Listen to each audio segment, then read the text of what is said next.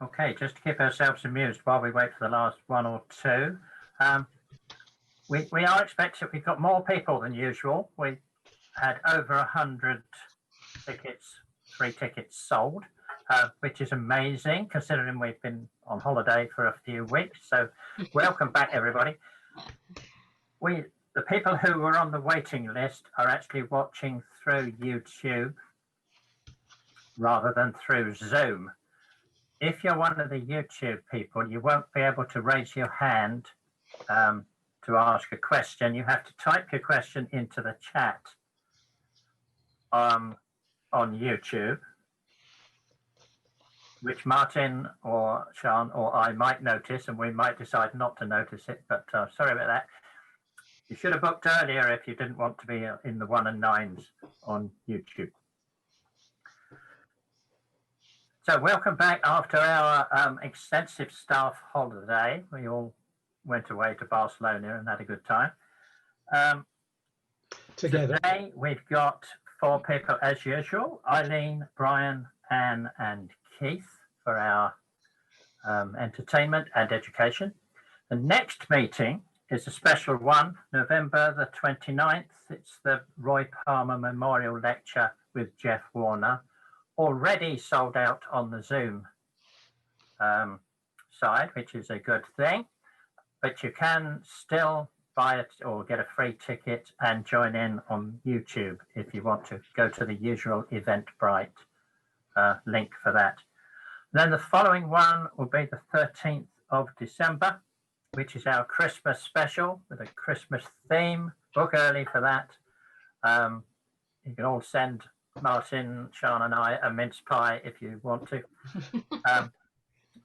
You may wear a Santa hat if you want to look silly on the screen. We don't mind. Anyway, so without further ado, we're going to go to Eileen first for today's session. So don't forget to unmute yourself, Eileen. Yeah. As usual, we're taking questions at the end of the 4 papers rather than after each one. Right, thank you, Steve. I'll just share my screen.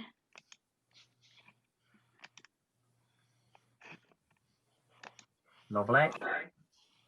Right, is that coming up? Yes, it is. Oh, right, thank you. Right, thanks for giving me the opportunity of sharing my research with you. It's a little less academic than some of the other talks that we've had, but hopefully it might be there might be something of interest. As the meeting is a multinational one, I'll start by identifying where we're talking about. This is a map which shows the pre-1974 counties of County Durham and Northumberland. Sunderland is on the coast here in County Durham, and about 15 miles to the northwest is Newcastle upon Tyne. Sunderland is at the mouth of the River Wear, and Newcastle, as the name suggests, on Tyne's side. Only 15 miles apart. Many people will already know that there's a rivalry between the two cities. Some people think it's based on football, but in actual fact it dates much further back than that, to at least the Civil War, when Sunderland was parliamentarian and Newcastle supported the royalist cause. That led to Sunderland taking much of the trade from the port of Newcastle. So the rivalry is quite a long-lived one. Living in Sunderland gives the opportunity to travel to Teesside quite easily and also to Tyneside quite easily, to go to folk clubs, sing around across the whole of the northeast. And my research really stemmed from the singing and hearing new songs from Tyneside with Benny Graham's Maritime Chorus, which is now no longer, unfortunately, with us. The picture here shows us at Yarmouth Maritime Festival some years ago. And the lower picture is a sing-around which I run in Sunderland. It's been running for about 5 years now on an afternoon. So I've grown up listening to Tyneside songs and hearing them, singing them. and started to wonder about songs from my native Sunderland, Wearside, and wondered were there any comparable songs, and if so, what happened to them? Why are they no longer sung? The only song that is well known from the Sunderland area is the Lambton Worm. Even non-folk people know the Lambton Worm, but it was actually written for a Tyneside pantomime in, I think it was 1868. So if we look at some of the early publications of songs from the Northeast area, there are very few that are located on Sunderland.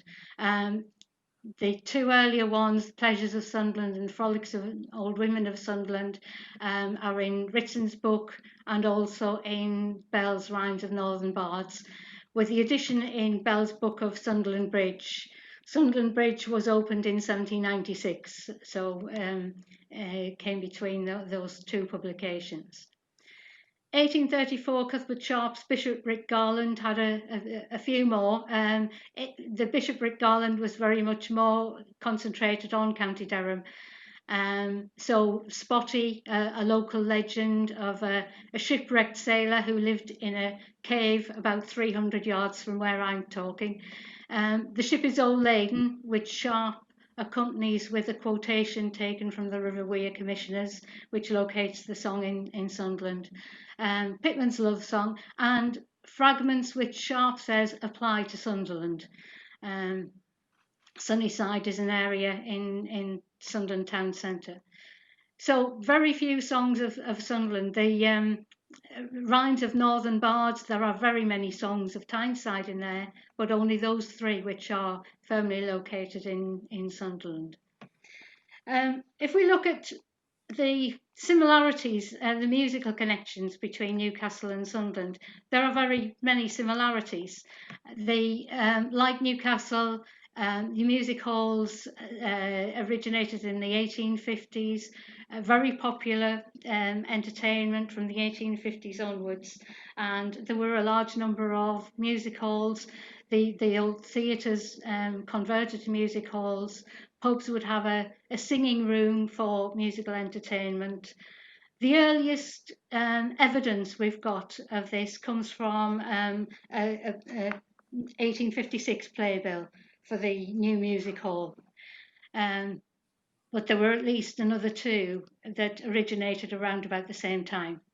The most long-lived of the music halls in Sunderland was the Weir Music Hall, which later became the new Weir Music Hall.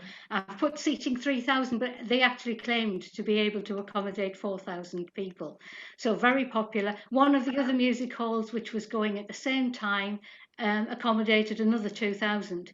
So, mass entertainment, very popular. And a lot of the songs from Tyneside area seem to stem from the music hall, or were sung in the music halls. So you would think that you would find some Sunderland songs amongst the music hall songs of the era. But what seemed to happen in Sunderland was that the Tyneside singer-songwriters were actually in great demand on Wearside as well. And in fact, they performed regularly in Sunderland. Joe Wilson has 3 songs about Sunderland. Obviously, if they were performing on the music hall in Sunderland, they would be expected to sing something local to the area. Joe Wilson was very popular at the Weir Music Hall and has 3 songs of Sunderland. Ned Corvin similarly was very popular on the Wearside music halls. And J.P. Robson. J.P. Robson was known as the Bard of Tyneside and the Minstrel of the Weir. So, the connection between the two. Billy Purvis was a favourite entertainer at Sunderland Fair, was one of the main attractions at Sunderland Fair, a fair which had been going for 200 years. So, from the mid-1600s to 1867. Also, some of the Tyneside performers spent time living in Sunderland. Both Ned Corvin and J.P. Robson are listed on the 1861 census at the same address. It seemed to be what's now called a house of multiple occupation on Railway Street in Sunderland. Robson had lived in Sunderland from 1854. Rowley Harrison, who wrote the song Geordie Black, lived in Sunderland from 1897, and James Weems, whose most famous song is The Neighbours Doon Below, lived in Sunderland as a publican for at least the last 10 years of his life. So there seemed to be a lot of connection between the two, but mainly the Tyneside songwriters coming to Wearside. There were some Wearside music hall performers, but they seem to move away from the area altogether, moving to London, other areas of the country. So the Tyneside songs were being sung on Sunderland even in the 1800s. So what about the Sunderland songs then? My search for Sunderland songs took me initially to the archives of Sunderland Antiquarian Society, which has been going for, well, since 1900, one of the older antiquarian societies. When I first began visiting the antiquarian archives, they were housed literally in a box room. It was a small walk-in cupboard in a secondary school, full of boxes heaped up with a label on with a rough idea of what the contents of the box were. Nowadays, they have their own headquarters in a suitably grand Victorian terraced house in the town centre. But there are still boxes with papers in that people have donated over the years. It was in one of these boxes that I found the first song, and probably still my favourite song. It was called The All Wives' Lament for the Keelman of the Weir, written in round about 1850 by a man called John Ferguson. And he set it to the tune Bobber Dunblane. Ferguson was originally from Scotland, and he'd written this song in dialect. There are 7 verses. I've just put the first 3 verses here, and the song itself tells of historical events related to the keelmen on the River Wear. As in Newcastle, the keelmen were an important part of the coal trade, carrying coal from the pits further up the river to the river mouth to be loaded onto the collier brigs and transported around the country. The River Wear was often very silted up. The collier brigs couldn't get up the river, so the keels, flat-bottomed boats that allowed them to get right up the river. So this song actually tells of the demise of the keelman, or laments the demise of the keelman. When the wagon ways started to be used to bring coal down to the collier brigs, then the keelmen were no longer needed. And the song itself tells of the keelman's riot, the latter part of the second verse, black was the days when the drops came in fashion, ill luck and sorrow when the railways came down. It tells about the keelman's riot of 1815. The third verse, it's well for the French that they weren't at Hendon, initially puzzled me, because I didn't hadn't heard of the French arriving. Hendon is an area of Sunderland, not Hendon, London. Hendon, Sunderland, and it has a beach, so it's right on the coast. And in actual fact, I found an article about an incident in 1799 which came to be known as the Battle of Hendon, and it was the local volunteers who decided, because of the threat of French invasion, that they would stage a mock invasion. And they divided up 300 on each side, 300 of them taking the part of the French and 300 taking the part of the English, and they would have this mock battle. At one point, the French were supposed to concede, but in actual fact they got carried away and were too reluctant to concede. So the song mentions some got their eyes put out. Actually, somebody did get their eye put out, and the battle got so ferocious. So this was the first song that I found, and I went on to find several more that on various topics. So this is a new song on the Sunderland Fair. As I mentioned, Sunderland Fair had been going for 200 years, from the mid 1600s until 1867. There are another 4 songs at least that exist about Sunderland Fair, hence a new song on the Sunderland Fair. This one didn't have a tune, so I have actually set it to a tune, and it's one I sing quite regularly. I'll just sing a brief bit, what's formed the chorus of the song. Oh boys, oh, you look so mighty funny, with a girl upon your knee and your pockets full of money. But Jimmy Crikey, mind your eye, you married men beware, or they will get you on the sly, the girls of Sunderland Fair. So the song actually tells of some of the sights you would see at Sunderland Fair, which is actually borne out by newspaper articles about Sunderland Fair. This song, written by J.P. Robson at the time he was living in Sunderland, came to me on a very small piece of newspaper cut out about the size of a bookmark. Hence, it's not very clear. And this one tells of the rescue of a French ship called the Toiseur by a local hero who was nicknamed the Stormy Petrel. When I found the song, I thought Stormy Petrel was probably the name of the lifeboat, but in actual fact, it was the nickname of Joseph Hodgson, who received a number of awards during his lifetime. He was one of the first recipients of a silver medal from the RNLI. I think it was 1851.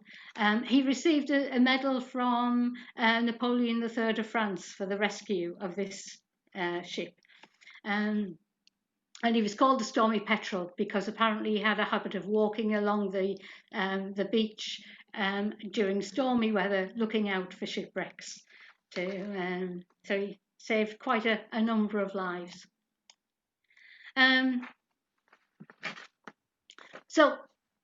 Sunderland songwriters then. I've identified a few. These are just a sample of them. I was mainly concentrating on the 19th century. J. Cordell was a theatre manager. He died in 1800, so his songs are late 1700s. I mentioned John Ferguson. John Ferguson's Old Wives' Lament for the Keelman of the Weir was taken from a self-published book called Of Weeds and Wild Flowers. Apparently he published another 2 books, but I haven't been able to locate a copy of either of those.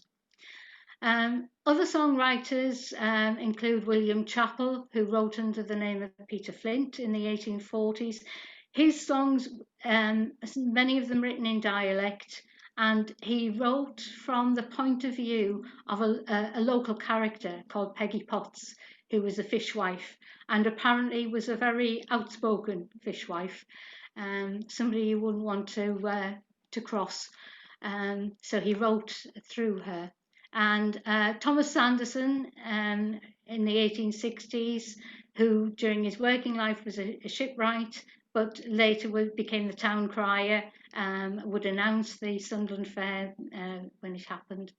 And John William Fletcher, who wrote under the name of Matthias Pearson and wrote largely in the 1870s. So comparing these with the Sunderland songwriters, the thing that crossed my mind was that in actual fact none of these, apart from James Cordell, none of them were performers. They all had what one of my students would have called a proper job. When I was teaching, I was asked by a 14-year-old, had I ever had a proper job? So the term kind of stuck. So yeah, they all had day jobs. As far as I know, none of the songs was performed on the music hall. I have no evidence of any of them being performed. Some of them seem to have been written for as an academic exercise more than anything else. Both Thomas Sanderson and John Fletcher, their songs were very political, political satire, which really is no longer relevant. So I think the crucial difference between these and the Tyneside songwriters is that they weren't performers, and hence their songs weren't carried forward, weren't popularised, either in their own lifetimes or afterwards. Right, so thank you very much for listening, and I hope you've got something out of that. I shall stop the share. Thank you, Eileen. That was great. Thank you. We'll have silent clapping from all the people on the screen there. Lovely. Great start to today's session. While we get Brian ready, can I ask you a question, Eileen? Does the Sunderland dialect accent, is it very similar to Newcastle? It is if you don't live in the area. Right. People on Sunderland often get called Geordies, but there are accent differences between Tyneside and Wearside, which you can tell. Even 5 miles away in South Shields, there's a difference in the accent between a Sunderland accent and a Tyneside accent. So yes, it's noticeable if you don't live in the area. If you live in the area. You're from Sunderland, you're on Mackham. Yes. Thank you. That's plain to see. Brian, are you ready, Brian? Yes.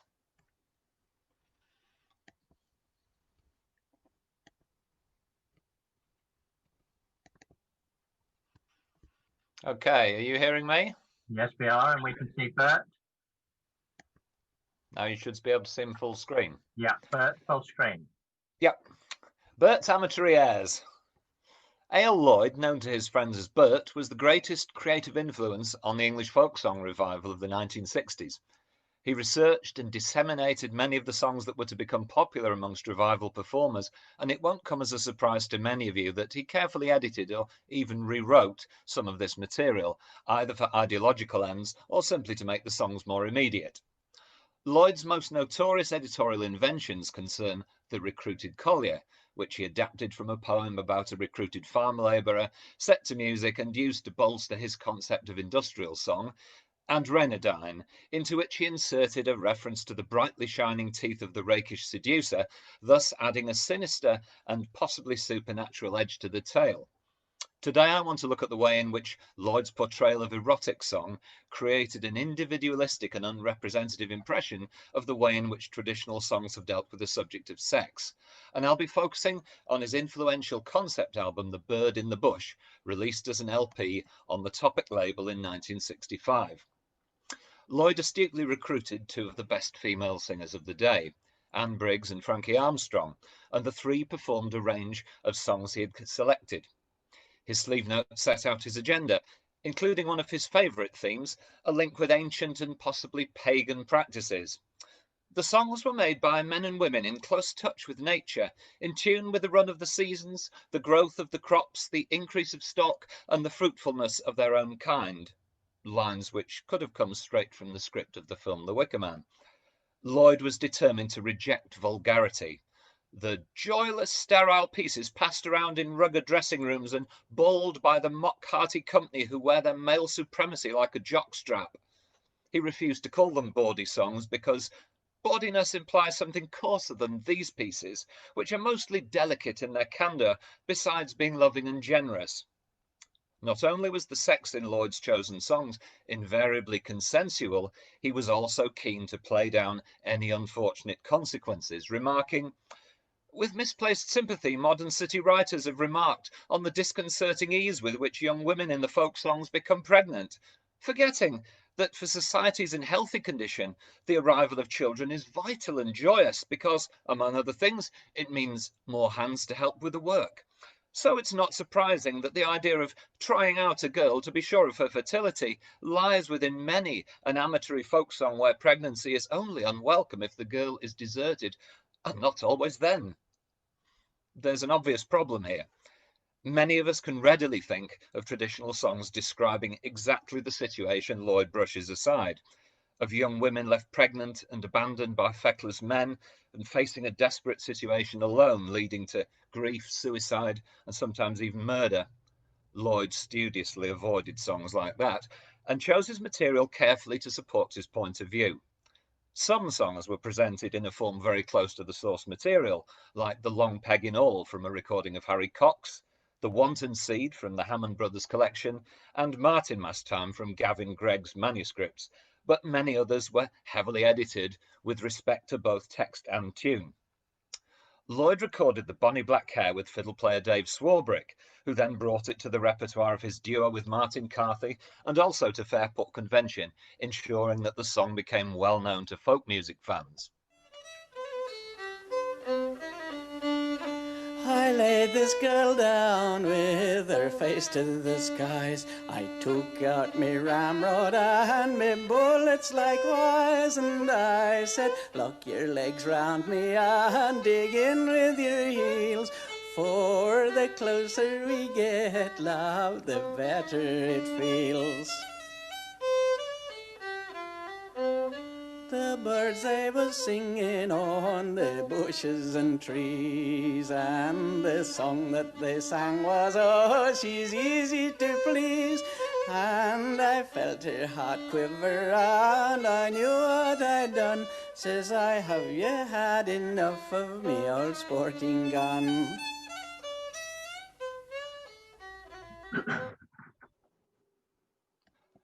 The Bonnie Black Hair was printed several times on 19th century broadsides, but was rarely collected orally, although both Cecil Sharp and George Gardner noted down versions.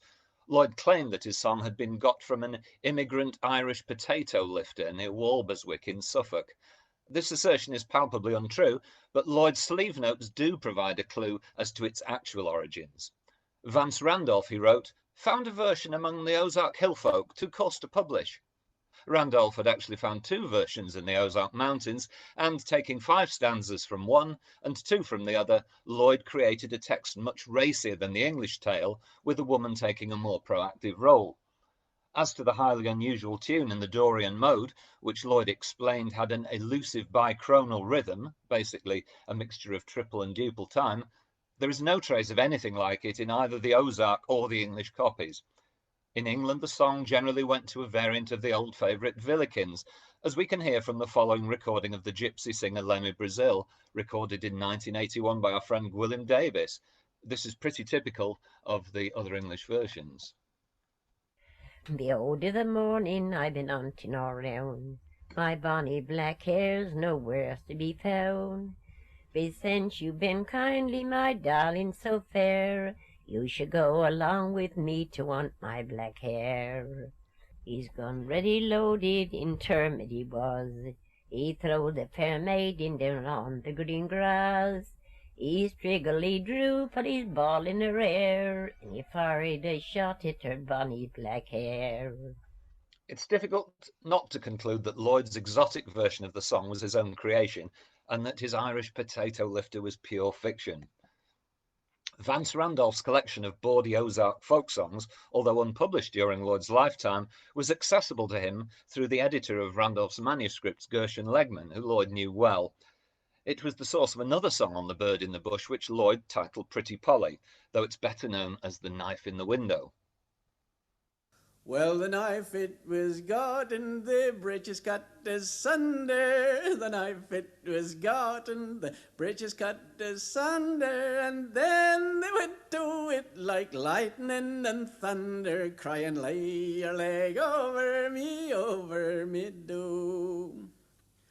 About 40 weeks after the fine baby come bawling, about 40 weeks after a fine baby come bawling, but she never regretted that creeping and crawling and crying, lay your leg over me do. Again, this song about the severing of recalcitrant underwear was known in England, but Lloyd's version with its lay your leg over me chorus is significantly different. It's clearly based on another Randolph text, though the Dorian modal tune is from Sharp. The text also includes a significant edit. Where the Ozark song describes the young woman falling a weeping at the birth of her child, Lloyd's lyric states that she never regretted it. Supporting his assertion in the sleeve notes that, quote, the girl is pleased with the baby, this fabrication was designed to bolster his contention that sex in traditional song had no negative consequences. Small but well-targeted editorial tweaks like this crop up all over the album. Although Bert Lloyd sang over half the songs on The Bird in the Bush himself, the 4 contributions by Anne Briggs were crucial to the atmosphere of the record. Here she is singing Gathering Rushes in the month of May. A fine young girl all in the month of May. She was gathering rushes just at the break of day. But before she's come home, she's bore a little son, and she's rolled him underneath her apron. Well, she cried at the threshold as she come in at the door, and she folded in her apron the little babe she bore. Said her father, where've you been, my little daughter Jane? And what's that you've got underneath your apron? Lloyd rated this one of the masterpieces of English love songs, speculating that country girls through the centuries would have been heartened by its sweet nobility. He created the masterpiece himself by mashing together a text from Sharp's manuscripts and another from Baring Gould's, and setting the concoction to a complex tune, quite probably his own, that resembled neither collected version. As with the Bonnie Black Hair, Lloyd suggested that he had collected the song himself in Suffolk. He did indeed record singers in Suffolk at the famous Eelsfoot pub in Eastbridge in 1939, but the version of Round 899 he recorded there demonstrated little of the sweet nobility conveyed by Anne Briggs. Was it by a tinker or was it by a clown? Or was it by a soldier boy who fight for England's crown? Oh no, sir, it was by a sailor who ploughed the angry sea. It was Jack who popped it underneath me apron. Now, was it in the parlour, was it in the hall?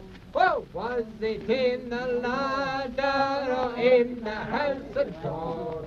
Oh, no, sir, it was in the garden and up against the wall, where Jackie popped it underneath me apron. Edgar Button's authentic rendition, which incidentally you can hear on the veteran CD Good Order, was clearly not the kind of thing Lloyd wished to focus on. On Gathering Rushes and other songs, Anne Briggs' delicate and highly ornamented style provided the perfect antithesis to the bucolic smut he so despised. Here she is again, singing The Stonecutter Boy, which, according to Lloyd, describes a chance encounter in a dreamy landscape on a golden summer's evening. It's of a brisk stonecutter boy returning from his work. A pretty girl appeared in his sight. He said, my dearest dear, if you rest a moment here, I'll tell you what I dreamed about last night. Last night. I'll tell you what I dreamed about last night. You can't deny the dreamy atmosphere Briggs creates, but again, it's somewhat artificial. Lloyd's main source was a text Cecil Sharp noted in Somerset, but once again, he couldn't resist tampering with it. The little scream, presumably of pleasure, that the young woman utters in verse 2 is nowhere in Sharp's or in any other text I've seen, but it was crucial to Lloyd's portrayal of mutual satisfaction. This is the song as Cecil Sharp actually collected it. It's of a stone-cutter boy was returning from his work. A young damsel appeared in his sight, and he says, "My dearest dear, if one moment you'll stay here, I will tell you what I dreamed of last night. I will tell you what I dreamed of last night." An attractive tune, but with none of the shimmering sensuality of the Briggs melody in the Dorian mode. But just listen to this. It's our favourite young ploughboy, he was ploughing on the plain, and his horses stood down in yonder shade. It was down in yonder grove he went whistling to his plough, and by chance there he met a pretty maid, and by chance there he met a pretty maid. That was Harry Cox's Pretty Ploughboy, of course, and the dreamy mood that Lloyd claimed was essential to the Stonecutter Boy was in fact created by replacing the original tune with Cox's grand melody and by Anne Briggs' skill in interpreting it. Bert Lloyd was not only a singer, but the folk revival's chief theoretician and the go-to guy on matters of song history. However, many of the ideas he propounded in Folk Song in England in 1967 have been called into question. Vic Gammon has scrutinised Lloyd's claim that the melodies of English folk songs had, around 1750, changed radically away from square, robust, common chord-based tunes towards melodies with what Lloyd called hovering, meandering qualities, just like some of the songs we've been examining.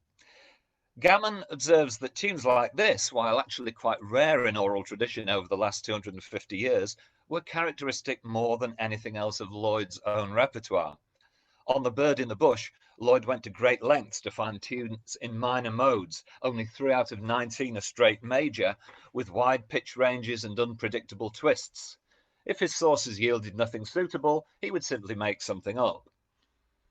The thrust of all this, if you'll pardon the expression, is clear. Lloyd's gift box of erotica was seriously unrepresentative. Not only did he repeatedly substitute wandering modal tunes for robust major ones to create an air of mystery, he also deliberately ignored a substantial body of material, presenting promiscuity either as a deadly trap for young women or as a careless diversion for unscrupulous young men, and instead selected and improved what were often rarely collected songs to paint a picture of carefree and consensual sex in which women were either protagonists or initiators. It would be a stretch to describe Lloyd as a feminist. In fact, some of his reconstructions, such as The Two Magicians, have been questioned on feminist grounds. But his erotic repertoire was fine-tuned to appeal to a young, liberal, and mostly urban or suburban audience during the period of sexual liberation that was the 1960s. To the songs featured on The Bird in the Bush were added 2 of Lloyd's most successful creations. 3 Drunken Maidens, sexed up for an obscure song found in Baring Gould's collection, as you can read about in Martin Graeber's biography of the Reverend, portrayed an irresistible picture of wanton womanhood. My Husband's Got No Courage in Him, tweaked from an English source with a modal tune added, presented a heartfelt complaint about an impotent male partner.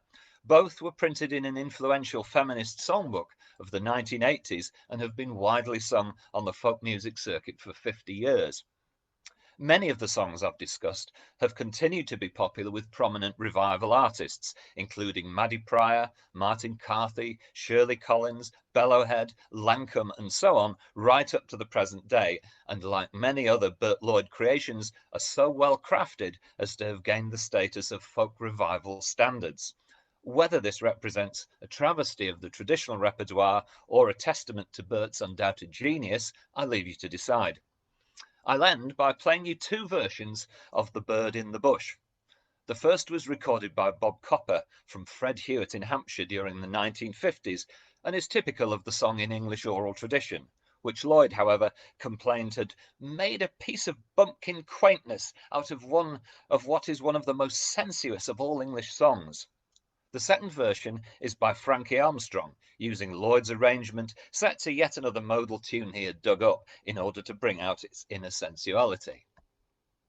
Three maidens to milking did go, 3 maidens to milking did go, and the wind it did blow high, and the wind it did blow low, and it tossed the milking pails to and fro. I met with a man I knew well, and I kindly asked of him if he had got any skills for to catch me a smaller bird or two. And now the version of which Bert Lloyd wrote somewhat shamelessly. Here, for a change, is how the song is sung by the folk who made it. Here's a health to the bird in the bush. Here's a health to the bird in the bush. And we'll drink down the moon, and we'll drink up the sun. Let the neighbors say little or much. Thank you very much. Thank you, Brian. That was wonderful. Excellent. I'm speechless. We've got to move on to Anne. Anne Lederman, we've got to move on swiftly because we're running a little bit behind. But that's nothing unusual. Are you there, Anne? Yes, I am. I've unmuted. I'm going to share my screen here.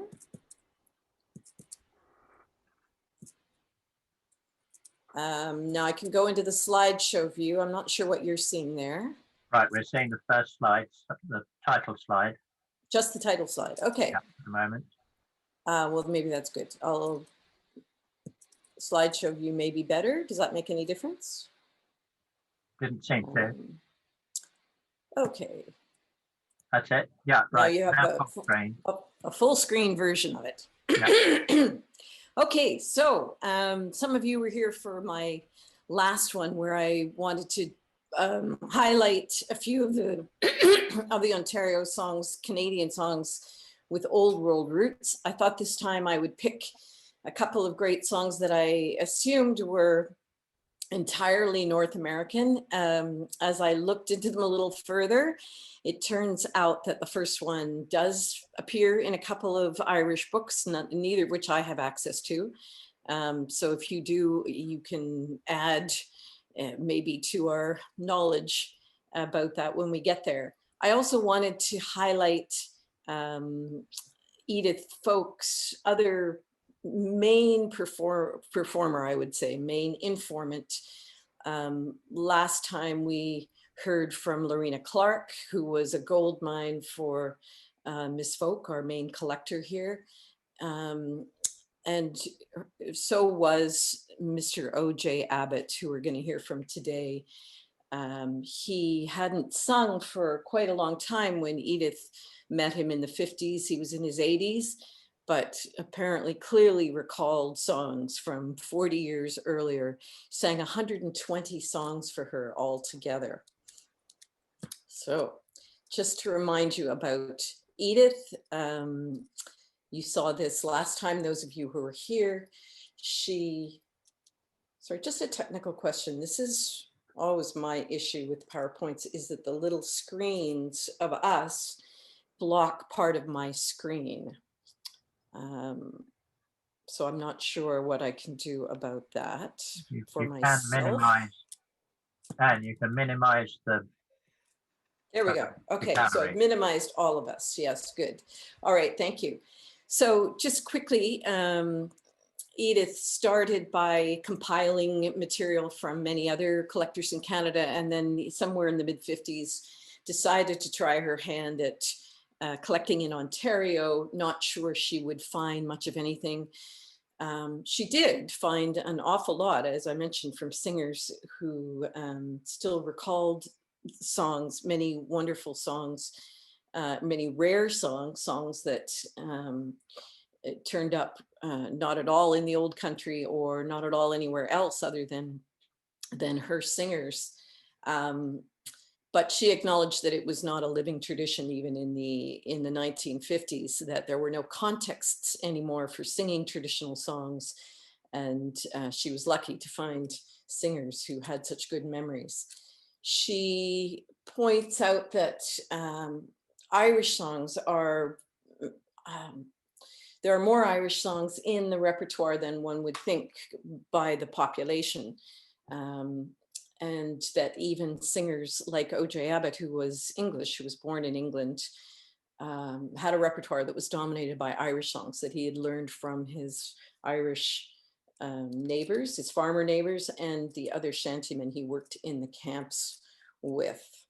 The last point here just summarizes some statistics about what she found in this first 9 or 10 years of collecting in Ontario. This was her first publication of material that she collected herself. Sorry, the picture's a bit fuzzy. It's a wonderful book, and it's an important book in many ways. I have a quote here, the second point, from its editor, Kenneth Goldstein. I thought this would be especially appealing to this group, which is also a mixture of academics and enthusiasts. He says, first in a series of regional folk song collections designed to serve two audiences, the folk song and ballad scholars and the singers of folk song, aficionados and other interested non-academics. He goes on to discuss for a couple of pages sort of what the issue is between providing transcriptions that scholars will be happy with, plus all of the comparative sources and the background information, and that's frequently at odds with the kinds of versions that singers are looking for. But he believes that by careful selection, which is what he's done in this case, he with Edith, selection of songs that do have very complete stories that will appeal to modern singers, as well as trying to provide the context and the detail that scholars might like, that he thinks that this is achievable. This was the first book in that series that attempted to reach that aim and was followed by others. So I like the last quote in his intro as well. In seeking to serve both audiences, we hope we have made it possible for them to meet peaceably on common ground instead of on the battlefield. Very dramatic. The book has songs from 10 different singers, 62 songs. Again, a few statistics at the bottom. The largest proportion of them are from Mr. Abbott. This is him. A couple of basic facts about him. He came, as you can see, he was born in Enfield, England, came to Canada as a boy. I don't know exactly what age. Second point, when this is from Edith, when she talks about where and how he learned his songs, you can see he was learning them as a late teenager and a young man in his 20s. Yeah, that's probably all we need. He lived, the community we're talking about is largely Irish and French Canadian. There's a certain number of Scottish and English people there as well. The Ottawa Valley is an area, in a sense, all unto itself, traditionally speaking, a large lumbering and farming tradition. And as Edith points out, dominated by people of Irish roots. Okay, these are 3 Folkways recordings that you see here, done completely of Edith's songs, all of them featuring songs from Mr. Abbott. And the one in the center is entirely Mr. Abbott. The book on your right was published several years after Edith died by 2 other people whose names I think we can see here. Jeanette oh, I can't actually quite see them. Sorry, Songs of the North Woods consists of 66 of his 120 songs, many of which were not in the earlier book. Let's just get to the first song. All right. The Banks of Newfoundland. There is a more well-known song by this name. This one is much rarer. It does turn up in a book of songs of Maine, but there's an awful lot of crossover between Maine and Ontario, Eastern Canada, Quebec, and the Maritimes through the lumber camp tradition. Other than that, there's a couple of manuscripts, versions. However, it does apparently appear in both of these Irish books, Sam Henry's Songs of the People, Joseph Ransom's Songs of the Wexford Coast. I don't have access to either of those publications in any library in Toronto. So if anyone has them and wants to take a cell phone picture of the relevant page of this song and send it to me, I'd love to see it. But meanwhile, let's listen to OJ sing the song. Oh, I wonder if I click the sound sharing. Oh, Did you ye hear may that? bless you. Yes. Good. Okay. Here we go. Happy lots all I'll ye just go who back to the dwell on. beginning here. Oh, ye may bless your happy lots all ye who dwell on shore. For it's little you know of the hardships that we poor seamen know. It's little you know of the hardships that we were forced to stand for 14 days and 15 nights on the banks. Oh, I am sorry. I did this last time too. Trying to see my Know of the screen. hardships that we were forced to stand for 14 days and 15 nights on the banks of Newfoundland. Our ship, she sailed through frost and snow from the day we left Quebec. And if we had not walked about, we'd have frozen to the deck. But we, being true-born sailor men, as ever a ship had manned, our captain doubled our grog each day on the banks of Newfoundland. There never was a ship, my boys, that sailed the western sea, but the billowy waves came rolling in and bet them into staves. Our ship being built of unseasoned wood and could but little stand the hurricane, it met us there on the banks of Newfoundland. We fasted for 3 days and nights, our provisions giving out. On the morning of the 4th day we cast our lots about. The lot it fell on the captain's son, thinking relief at hand. We spared him for another night on the banks of Newfoundland. On the morning of the 5th day no vessel did appear. We gave to him another hour to offer up a prayer. But Providence to us proved kind, kept blood from every hand. For an English vessel hove in sight on the banks of Newfoundland. We hoisted aloft our signal, they bore down on us straightway. When they saw our pitiful condition, they began to weep and pray. 500 souls we had on board the day we left the land. There is now alive but 75 on the banks of Newfoundland. They took us off of the wreck, my boys, we were more like ghosts than men. They fed us and they clothed us and brought us back again. They fed us and they clothed us and brought us safe to land, while the billowy waves rolled o'er their graves on the banks of Newfoundland. All right. This spoken last couple of words. Yeah, very complete song, very dramatic. It's even with a lovely major key tune. It's very dramatic. I have another version of it here. I won't play the whole thing, from Ian Robb, who was part of a very influential revival recording here of Canadian folk songs made in the 70s called The Barley Grain for Me. 4 of the songs on that album come from Mr. Abbott, including this one. Oh, you may bless your happy lots, all ye who dwell on shore, for it's little ye know of the hardships that we poor seamen bore.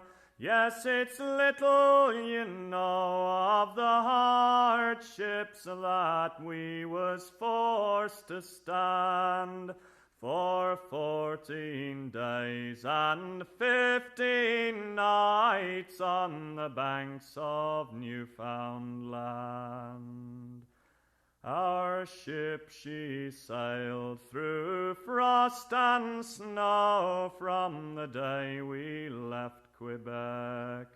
And if we had not walked about, we'd have frozen to the deck. But we, being true-born sailor-men, as ever ship had manned, our captain, he doubled our grog each day on the banks of Newfoundland. Okay, sorry, I forgot to mention that on the text here, the words in brackets are the changes that Ian made. I did miss one in the first verse. We changed the word to was. He does that later. He changed the timeline a bit. I guess he thought that it didn't make sense after saying that they were out there for 15 days. Later talks about 3 days and 4 days. However, you can interpret that a couple of ways. So Ian had changed it to fasting for 13 days, etc. You could also interpret it as the original as being that they only had to fast for the last 3 days, 4 days of this ordeal. So either timeline could make sense, but Ian made it work for him. He didn't change the melody much, although he certainly ornamented it a bit more than Mr. Abbott did, and slowed it down slightly. Both, I guess, somewhat typical of revival singers. There we go. So we'll move on to our next song. By the Hush Me Boys. Now this one has been, some of you probably know it. It's been recorded by many, many people, many well-known singers. Andy Stewart, Linda Thompson, Frank Hart, Donald Lunny, and Sinead O'Connor.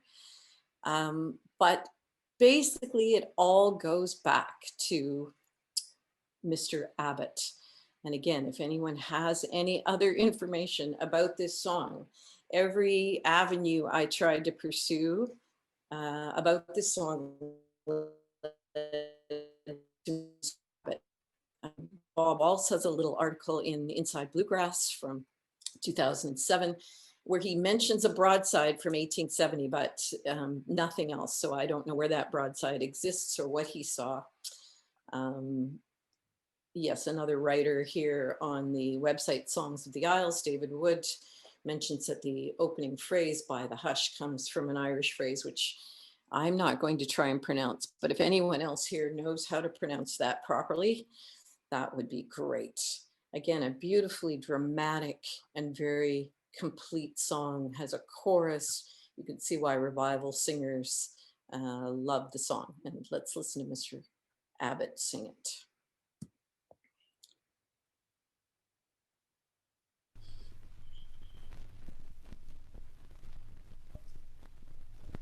Oh, it's by the hush, me boys, and sure that's to hold your noise, and listen to poor Paddy's narration. I was by hunger pressed, and in poverty distressed, so I took a thought I'd leave the Irish nation. Here's you boys, do take my advice, to America I'd have yous not be coming. There is nothing here but war, where the murdering cannons roar, and I wish I was at home in dear old Aryan. Then I sold me horse and plough, me little pigs and cow, and me little farm of land, then I parted. And me sweetheart Biddy McGee I am afeard I'll never see, for I left her that morning broken-hearted. Here's you boys, do take my advice to America, I'd have yous not be coming. There is nothing here but war where the murdering cannons roar, and I wish I was at home in dear old Erin. Then myself and 100 more to America sailed o'er, our fortune to be making we were thinking. When we landed in Yankee land, shoved a gun into our hand, saying, Paddy, you must go and fight for Lincoln. Here's you boys, do take my advice to America, I'd have yous not be coming. There's nothing here but war where the murdering cannons roar, and I wish I was at home in dear old Erin. General Maher too said, if you get shot or lose your head, every murdered soul of you will get a pension. In the war I lost me leg, all I've now is a wooden peg. By me soul, it is the truth to you I mention. Here's you boys, do take my advice to America, I'd have yous not be coming.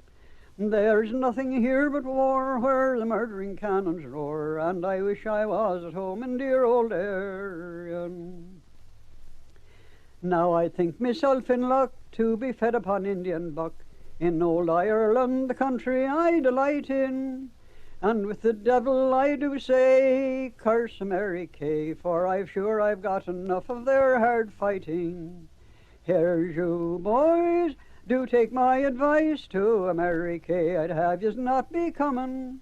There's nothing here but war where the murdering cannons roar, and I wish I was at home in dear old Erin. All right, there we go. And I'll have to wind you up, Anne, because we're running out of time.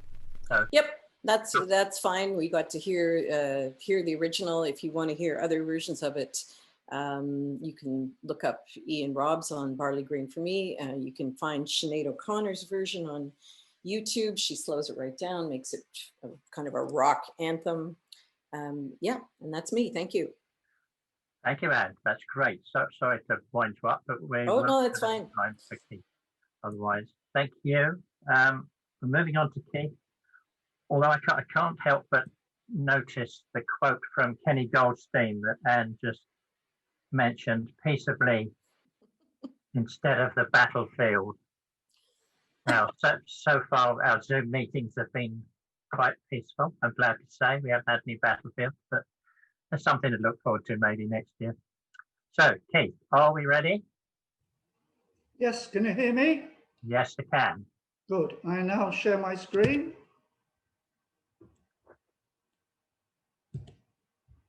It says it's disabled at the moment.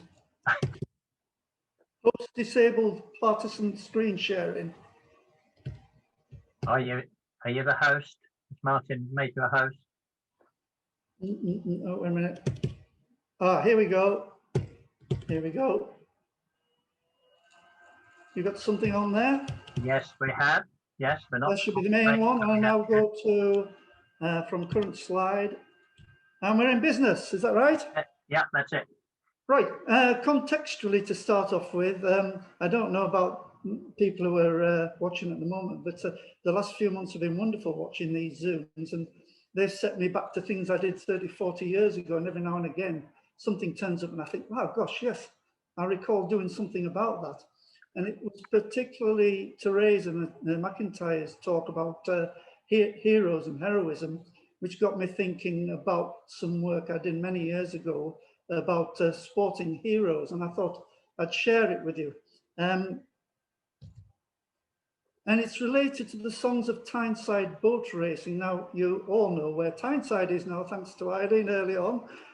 It's just 50 miles north from where I am in Sunderland as well.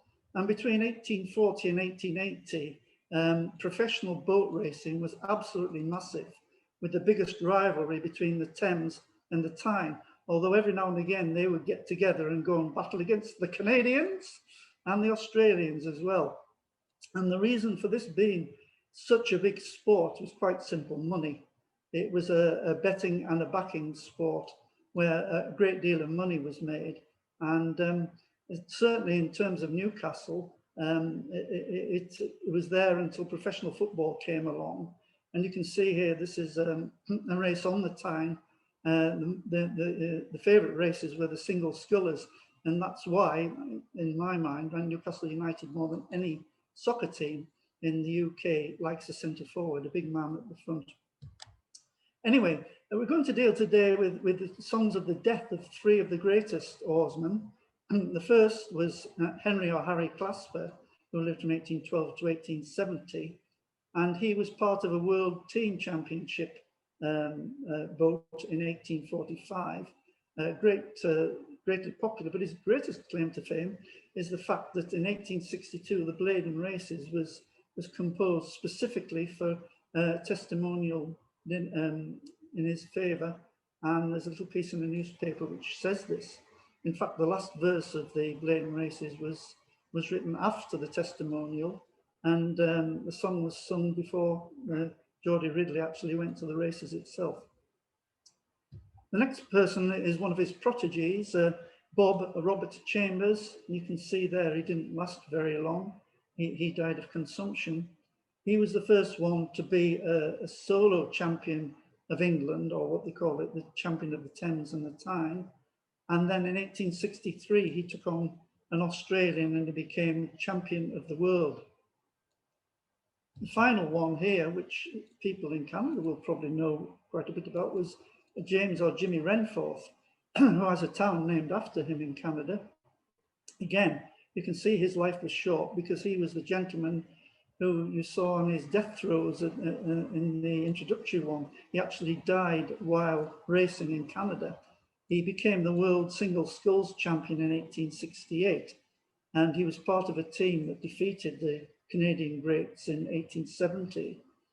And it was while they were having a rematch that he actually died in 1871, suspected of an epileptic fit.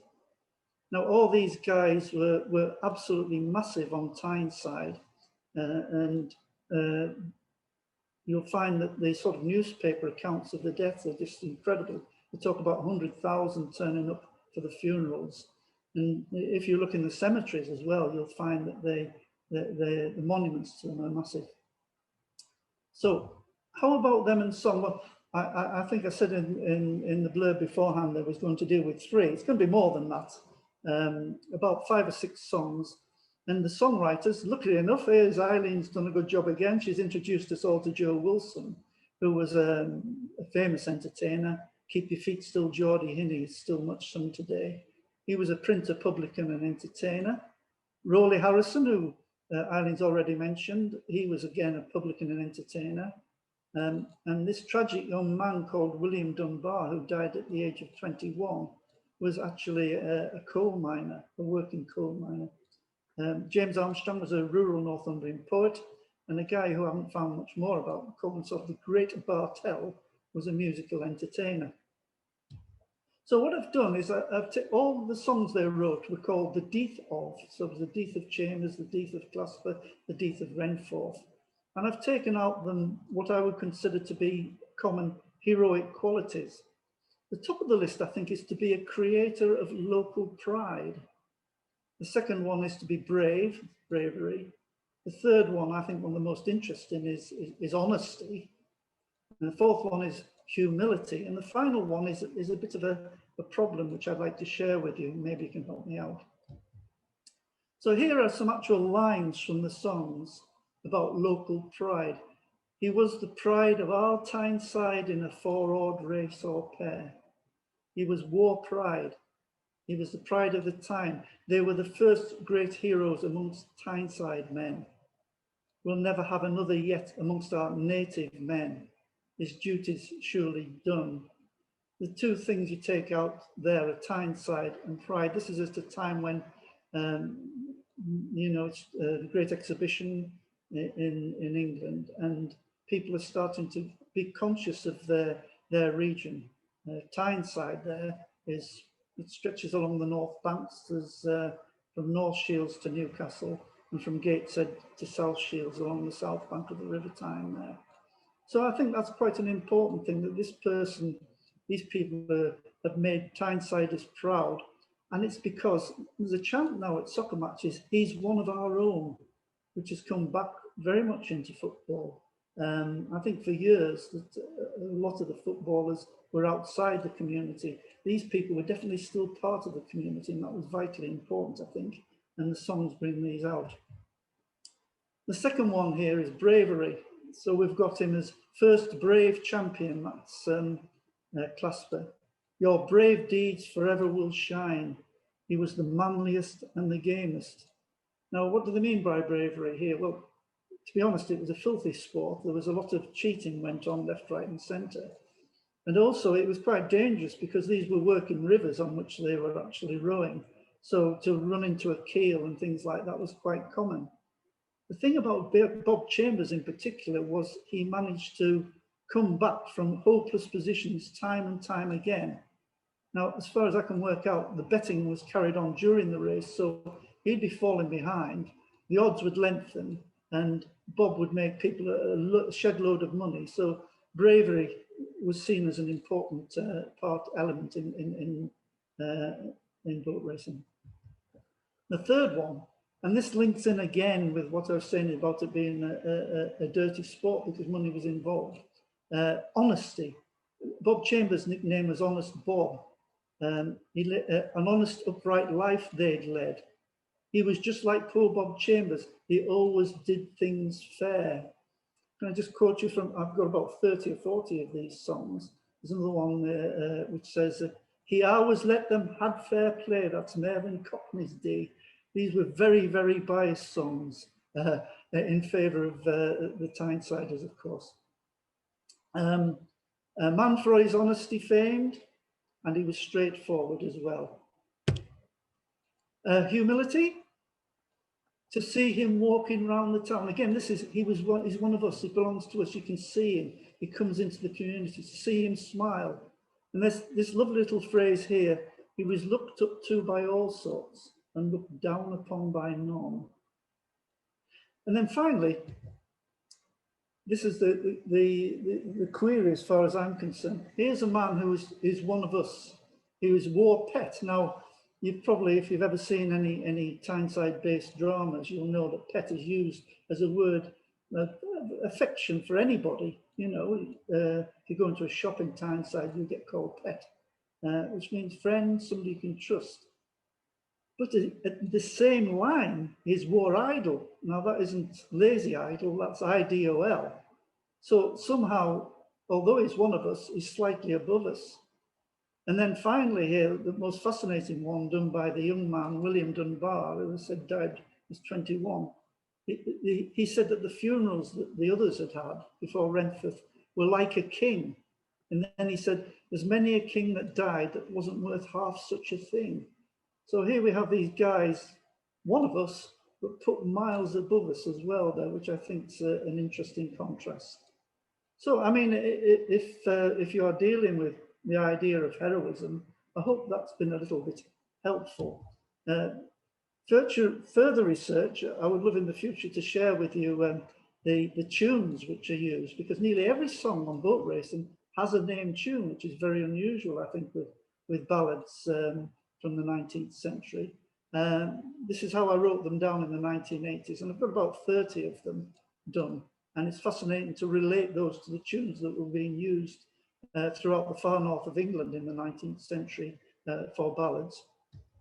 And secondly, you will notice, because you will notice, there's not been any mention at all of any female role here. There's a song there called The Bonnie Brave Boat Rower, which is all about a young lady who was aghast at the wonder of her boyfriend as a rower. And one wonders what was the real role of females in boat racing in the 19th century and how different it is from the perceived role. I think that might be an interesting piece of research, although I'm not absolutely certain where you'd get all the information from. I have written on this in the past there with a person I write quite a bit with, Mike Huggins, who was a sporting historian. And we published in 2013 in Northern History, which is a peer-reviewed publication, Northern Songs, Sporting Heroes and Regional Consciousness, War Stars That Shine. So if you'd like to find out a little bit more about that, you might want to see this. And finally, we've got to end up with a little chorus to finish off with. When poor Bob Chambers died, now great sorrow there was felt by everybody up and down that near Newcastle dwelt. Both he and Harry Clasper had a funeral like a king. There's many a king that died that wasn't worth half such a thing. Now Jimmy, he is worthy of the same respect as them. Such a grand career in forward, no man has done the same. We haven't seen another yet among our native men. The greatest champion we ever had and never will again. What a joy I am in the house. That's it, folks. I hope that's been helpful. Thank you. Great. Thank you very much, Keith. Yeah. Winding up 4 excellent presentations this week. Thank you very much to everybody. You need to unshare your screen. Okay, wait a minute. How do I, whoops. So we can see all the people clapping. Okay. They've already clapped. There we go. Everybody's clapping now. Round of applause, please, for all 4 of our speakers today, because again, every time I say the same thing, I'm astonished at how much research is going on and how much stuff there is still to learn. So thank you very much, all 4 of you. We are now open for questions. And the YouTube people, you are about 15 seconds behind the rest of the world. So I don't know what that's going to mean with the questions, if you have any. But YouTube people, you have to type your question into the chat. Zoom people, as always, you raise a little blue hand. And I have a question from Liz. Oh, no, Liz Milner. Yes. Yeah. Mike, it isn't really a question. Anne had asked for photos of pages and books that some of us have, and we were wondering where we can send them. Okay, and can you put your email? I just was writing it as she spoke. Yeah, it's Okay. mostly, well, I'd love to, have access to the whole books, but I've scoured the possibilities here. I can't get it except from American libraries, which probably wouldn't work. So that particular song, I would love to compare with O.J. Abbott's version, The Banks of Newfoundland. But yeah, and I'll keep trying to get hold of copies of the book for some reasonable price, perhaps. And if you subscribe to the trad song chat list, discussion list, and put a request on there, between us, we have every book ever written, I think. Yes. On at least in the English speaking world and elsewhere as well. So yeah. If you put it up on the trad song, somebody will come to your aid. Yes, thank you. Conrad, you're the next with the blue hand up. Unmuted, there we go. It was very nice to hear of these references to the sporting world. You find it throughout the Newcastle inventory, all of these wonderful songs. What they're doing, it seems to me, and I've been doing some work with it, is they're projecting an image. At this time, people wanted people to be going to Newcastle to work in these new expanding industries and towns. So a lot of the effort of people like Joe Wilson was to put some work together that shines positively on the miners and the environment. Prior to that, they'd all been rough and ready songs. They become more romantic and inviting. The earlier music, of course, is different. But as you get into the mid-19th century, things sort of change. It's sort of like they're writing a pamphlet to go on the platform of a train, where you see these realtor guides come to Newcastle, listen to these songs about the antics of these wonderful people. And Joe Wilson is a part of that. You see him, you sort of feel like he's sitting there in his busy printing office waiting for people to come in the door with ideas that he can turn into work. Now, Newcastle in general, the music there seems to me is providing this image Well, behind the image, you do have the same miners' gatherings and other house concerts and things of this sort. But that's quite an interesting presentation to highlight the sporting events, because people, of course, from outside would like to go to see the sort of events that are depicted. So it sort of makes some sort of sense there. So that's about it. Of course, I could talk about A.L. Lloyd forever, but I think I've said enough in the chat. Thank you. Thank you, Conrad. Thank you. I think Frankie is wanted to say something. Are you there, Frankie? Okay. Can you hear me now? Can now, yes. Can you? Yeah, right, thanks.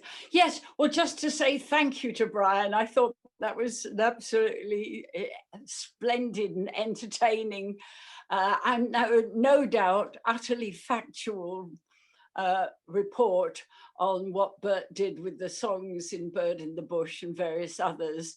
I mean, in my defense, I have to say I was, about 24, 25, and the process of meeting somebody like Bert and him handing me songs and offering for me to go record on this record, you know, we're not going to start questioning at that stage, at that age. But, you know, I have recognized that two of my great mentors, Bert and Ewan, were both fabricationists, if that's a word.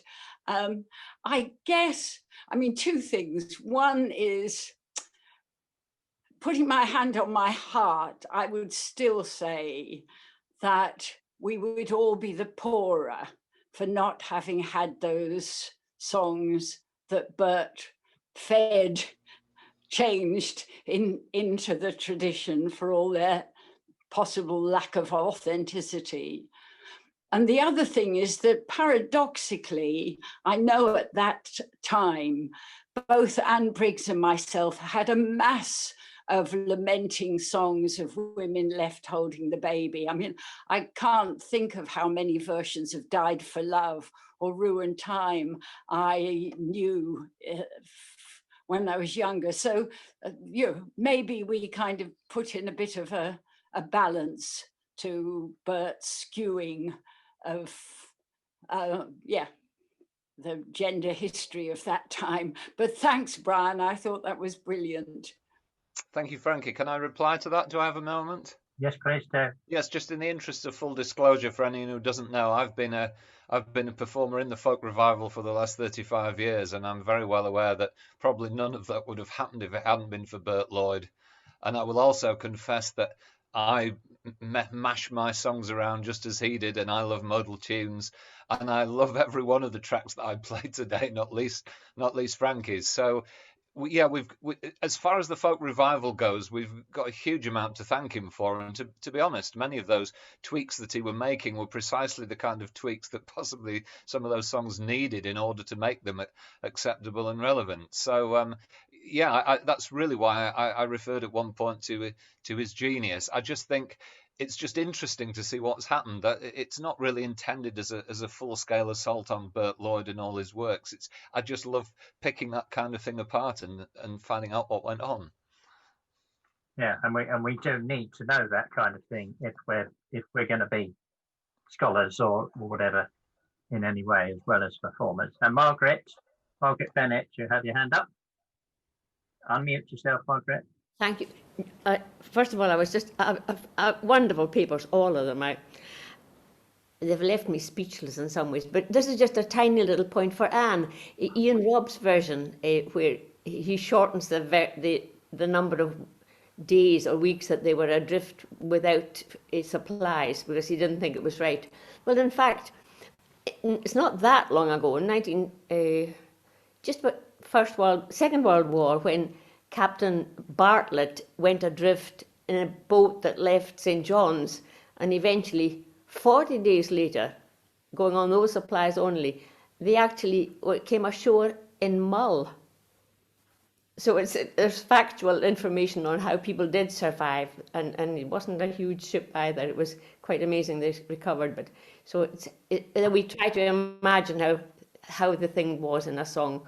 We can't always have the license to recreate what the song said. Just a little thing. Thank you so much for bringing them up. It was fabulous. Thanks, Margaret. Can I move on to John Baxter?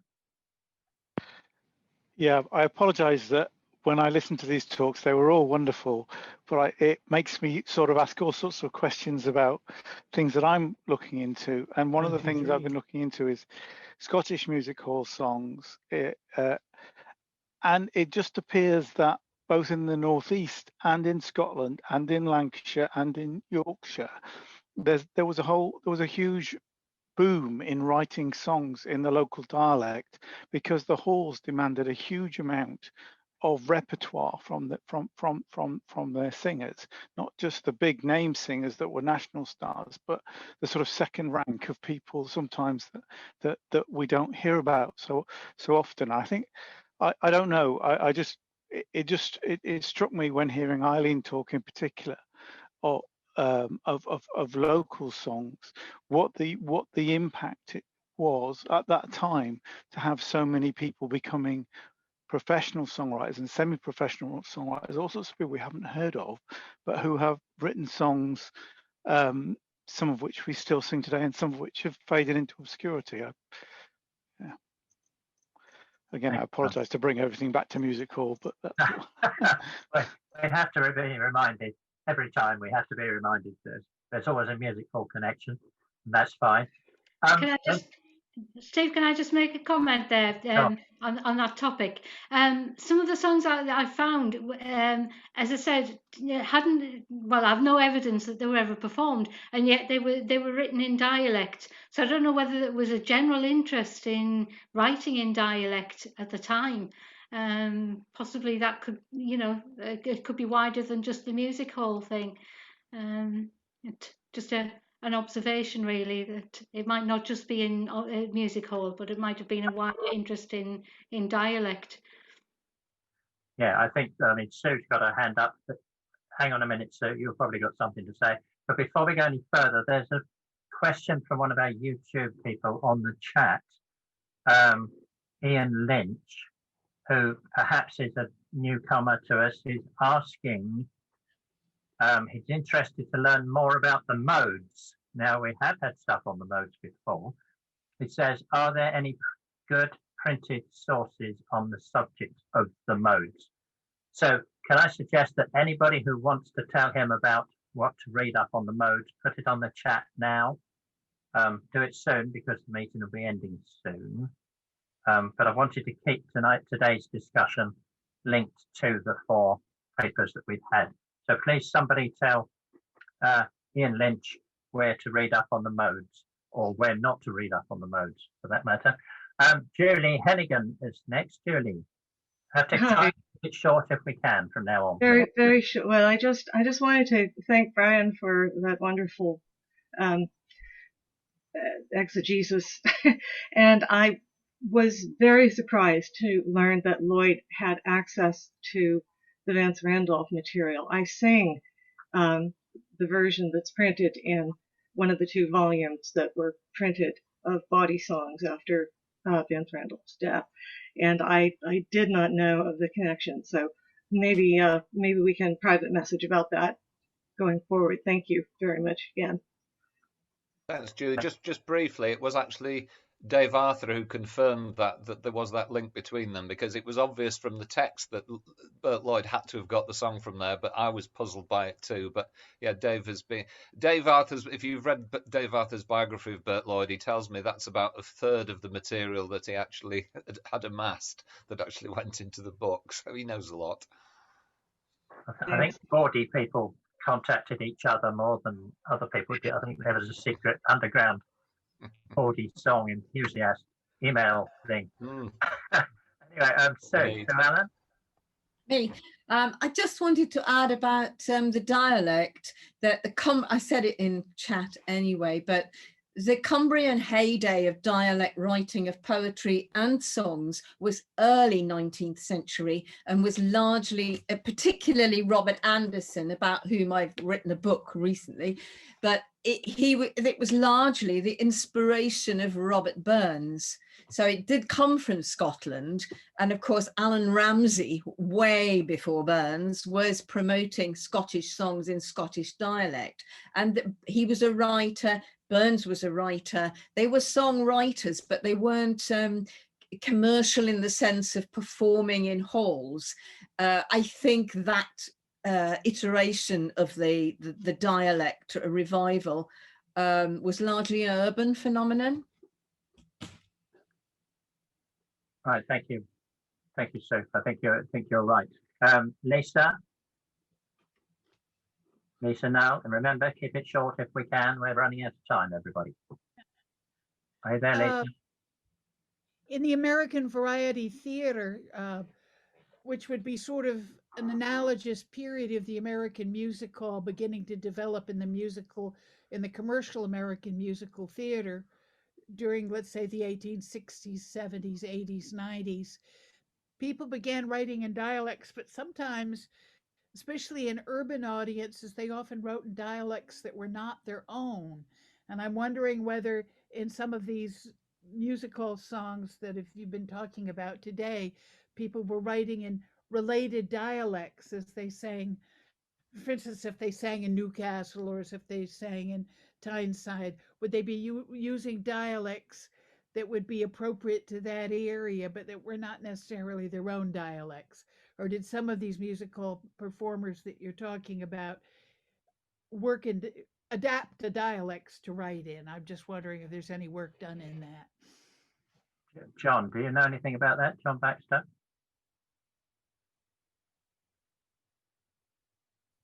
So people did. There's a tendency in musical songs to have a universality where you can replace the place of the names. So you get versions of songs that have endless varieties of the place names in them. So the girls up Glossop Road can become the girls up Sheffield Road, or the girls up Manchester Road, or whatever. That's a tradition. I think quite often they're written in accents that are not their own for comedic effect, particularly, when they're taking, when they're making fun of people from Ireland in particular, but also from Scotland and elsewhere. But that's quite a complex thing about voice in music hall. I wouldn't try to, yeah. So, certainly the American songsters from the 1860s, 70s, 80s are full of songs written in Irish, pseudo-Irish, pseudo-Scottish, pseudo-Jewish, pseudo-German dialects. I mean, there were reams and reams of them, so I wouldn't be surprised if they were extant over in Britain as well. I've just had a thought. Thank you, everybody, for putting mode stuff on the chat, as I told you to, but can the YouTube people see that, Martin? Because if they can't, somebody's got to copy that. I'm copying it across. You are? Oh, thank you, Steve. Right. Good. Lordy, it gets harder every time. Right, all the little blue hands have been done. Anybody else want to? I'll give you a line or two. Go on then, Conrad. When you look at dialect, also music hall changes many different degrees. It's like changing the dial of a television set. It changes drastically. When you're in a comic situation, of course, it's going to be comic. But also, if you look at the publications coming out of Newcastle and Northumbria, you find that there are romantic uses of these dialect words. And there's a great debate as to whether it was actually spoken in public. You can get back to that. That's a big can of worms. But when they're writing for the theater, it's different than when they're writing to be romantic and to project the character of the region. Because then it fits in this whole construction of little parts of things that people would want to hear or see or do. Miners were portrayed as interesting, nice people, as opposed to being dark, dirty people. They had antics as opposed to fights. Fights are in their own tradition, in their own music hall tradition, which is earlier. And we know that they had their individual events in bars where it was different than the romantic edge. It's a spectrum, it's another set of variables. But music hall is fascinating. Thank you for the time. Great, thank you, Conrad. I have no more questions listed here. The chat has gone mad with mode swings, which is fine. So we're going to wind up. Don't forget that our next session is going to be 29th of November. It's our special Roy Palmer lecture with Jeff Warner talking. All the Zoom tickets are gone, but you can join in on YouTube by going to the usual Eventbrite link, and Martin will be sending us all a newsletter to remind us very soon. So that's 29th, that's in a fortnight's time. And then a fortnight after that, it'll be Christmas, or nearly. So thanks very much again for our 4 speakers. Thanks to everybody who's been here. Lovely to see you all. And we'll see you in a fortnight's time. Fare thee well.